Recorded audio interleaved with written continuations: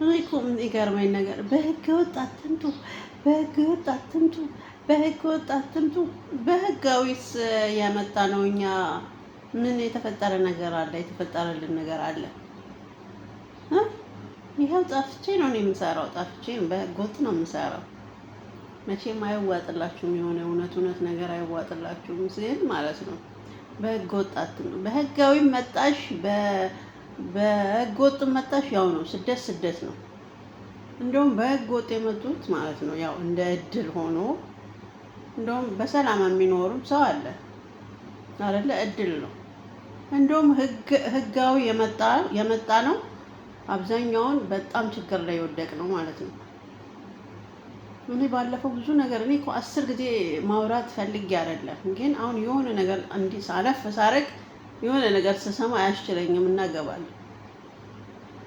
እስኪ ማን ነው እኔ ብዙ ነገር ለፍልፌ ደክሞኝ አይደል እኔ ከዛ ቤት የወጣሁት መጥፋት ፈልጌ ነው። መጥፋት አልፈለኩም። መለወጥ ነው መቀየር ነው የፈለኩት። የትኛውን መክተብ ነው?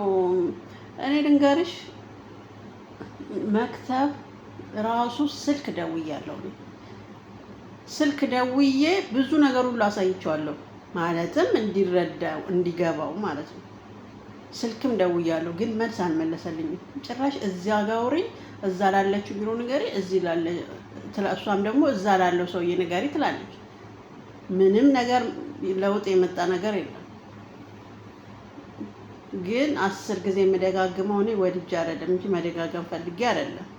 ግን ጭራሽ ብለው በአካሌ ላይ ችግር ሊያደርሱብኝ ሲሉ ነው አምልጬ የወጣሁት። እና እንደዛ ስትሉ በጣም ነው የሚያናደኝ ማለት ነው። በህጋዊ መጣሽም በምንም መጣሽ ያው እድል ነው ዋናው። እና ደግሞ የሚሰማኝ ሰው ሲኖር ነው። በህጋዊም ብትመጪም ማፊ ፋይዳ። መክተብ የሆነ ተቸግሬያለሁ ስትይ ካልቀየረሽ፣ ተቸግሬያለሁ ስትይ ካልደረሰልሽ ምን ዋጋ አለው? በግድ ሰውን አታናግሩ። መናገር አልፈልግም ነበር እኔ። አሁን አንዲ አለፍ ሳረግ የሆነ ነገር አይቼ ነው